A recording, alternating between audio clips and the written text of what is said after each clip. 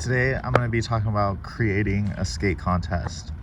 I think when you want to create an event in your local town because there's not much going on, or you want to add to the hype that's in your town or city, I think it's crucial to have confidence. First, having the confidence that it's possible and that you can do it. At first, when you start thinking about creating a skate contest or a skate event for your community, it gets a little nerve-wracking. You don't know where to start. My first thought is try to get product first. At first, you start messaging people and start reaching out to companies and whatnot. If you have sponsors, reach out to your sponsors first. People that aren't sponsored and just want to do stuff for the community.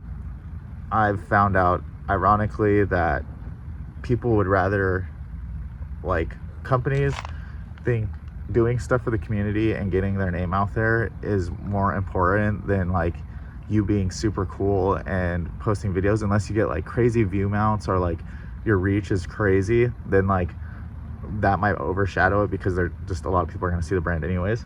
But when it comes to doing community stuff, brands are probably going to give to you more than if you're just trying to reach out to get a wheel sponsor or a bearing sponsor or a juice sponsor, whatever it may be, that some of these companies, they would like to hear that from you. So you could even have reached out to someone about sponsoring you, but then they might have a no. But when you reach out to someone that you hey, I'm throwing an event, I was wondering if you guys would have any product to give out, and usually they'll reach back to you with a yes or no. Sometimes trying to reach out to sponsors, I've been left on red, but then when I do event stuff, they're hey, we just don't have it in our inventory right now, or they'll be yeah, sure, what's an address, and just boom. Or hey, can you swing by here to grab it? Then eventually, once you start getting product and stuff, you start ranging what you're gonna do. So whenever I think of what I'm gonna give out, I start with okay, do I have enough product to have a first, second, and third? Do I have enough product for divisions? Do I have, or am I just, because when you start thinking of what you're working with product wise, then you're that's gonna lay out all your event when you're starting, I think. Because unless you're investing money into this and you're hey, I want to put money and into placing, you're gonna have a better outcome. But let's say you're I don't have anything really, and I'm just trying to start an event, and I just want to start getting my name out there through the community and doing stuff for the community, because that's what I'm interested in, is doing stuff for people and trying to keep the thing I love alive. I suggest getting product and then trying to see what the product lies out. Are you doing enough for all these divisions? Are you doing enough for just best trick, doing jams, just one jam setting? Or there's so many ways to do a contest. Jams, heats, runs, think of those. Then after you got that, then it's crucial to think of a time. So with some parks, when I threw my first event, I had to get a park permit, and that costed me $120 or $140, I can't remember. And then I started reaching out to people about DJ equipment. So try to get to someone that has DJ equipment and that does DJing. So when I started first throwing events, I would try to get people that oh, I want to put on shows, but I don't know where to do it. So then I would say, hey, you should bring out your DJ equipment and just DJ this thing. And then usually they'll have a mic. Hopefully they have a mic. And then I would always be the guy to announce. Some events I would just do even a megaphone. So if it's a smaller random local event, and you can't get DJ equipment, at least try to find someone with a megaphone, or go to a hardware store and get a megaphone. Walmart, I don't know how small or big your town is, but if you could get a megaphone, even at least that, and then maybe just a speaker. Try to get at least a decent sized speaker. I have a little square one. That won't work when there's actually a few people talking and people skating and whatnot. That won't work. You need at least a decent sized speaker. I'm not saying some huge amp, but at the same time, just at least a decent sized speaker, so that there's something that keeps the flow going. And then when you are announcing at these events, I suggest that you don't be shy to talk. Please don't be shy to talk.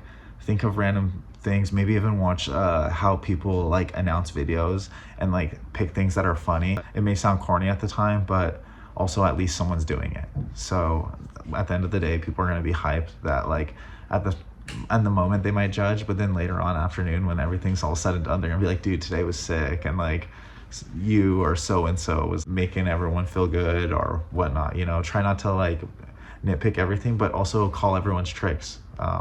Some people actually like hearing that, and then also some people don't even know what's going on, so at least when they start hearing names over and over again, they start to recognize what's going on. Next, I'd focus on like getting judges. 2 to 3 was my range. If I could get 3 people to judge and then I announce, that was like the best. If not, I would get 2 people and then I would be one of the judges and then also announcing.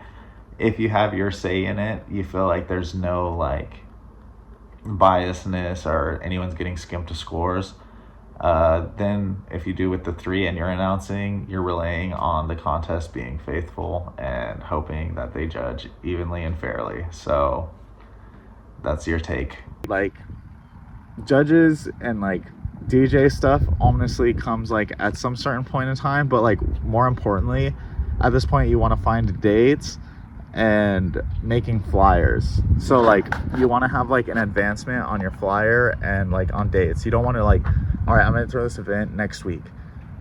People aren't gonna be ready to get off work or tell their parents or whatever. It's too sudden. But like you would do like a month or 2 down the road, then like let's say people are like kind of thinking of plans and they're like, oh, we can't do this weekend because we wanted to do this skate event this Saturday. So then people are kind of going around what you got going on. Usually the first time you throw a skate event, not that many people will probably come unless like you're really popping or like you have a good community outreach already. Usually I tried to figure out times that like people were going to be there anyways. So like later in the evening, mornings sometimes, but those are like hit or misses because sometimes people sleep in. Sometimes people get their stuff done in the day, and then once they're done with everything, then they go do what they like.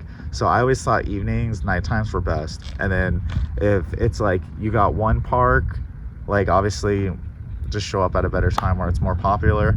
Or if it's like multiple parks in your area, I would pick the most hype park and then just do it like, let's say like everyone goes out at like 7 o'clock. Start your event at 7, you know? So like some people will kind of be frustrated like, oh, what the heck, I just came to skate today and there's an event. But that's why like creating like a month or 2 in advance, people are already starting to hear about it, and then like if they forget about it or whatever, they're there to skate anyways, and they're like, oh sick, there's something going on tonight, I could win some stuff and take it home. Some parks in Phoenix, I always did like jams. So like I would do like a best trick on an obstacle, and then like for like 10-15 minutes or whatever, and then I would give out product for that.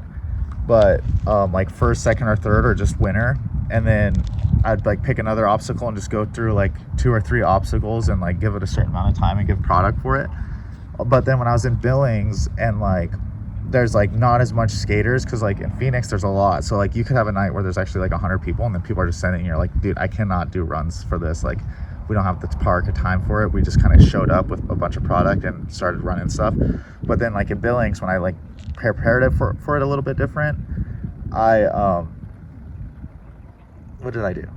Oh yeah, I did runs. I would just do runs like divisions, beginner, intermediate, advanced, and then like if there's enough girls, we do like a women's division. And yeah, so that was kind of like the gist of everything. On a side note of getting people to show up, I'd suggest trying to do this through a team. When you're doing it yourself, yes, it's technically doing it yourself, but you've got sponsors and you've accumulated skills and what people have to offer. I suggest you get friends or the people that you've asked to offer like DJing equipment, all that stuff, to invite their friends. When you have a team and everyone invites their own friend base, you have a different community outreach than just people trying to win first, second, and third. That's great too. I love competing. I think it's awesome. But when you're the event thrower, you want to have it for something for people to do during the weekend. So that's just my last note. I hope some of this helps, and peace out.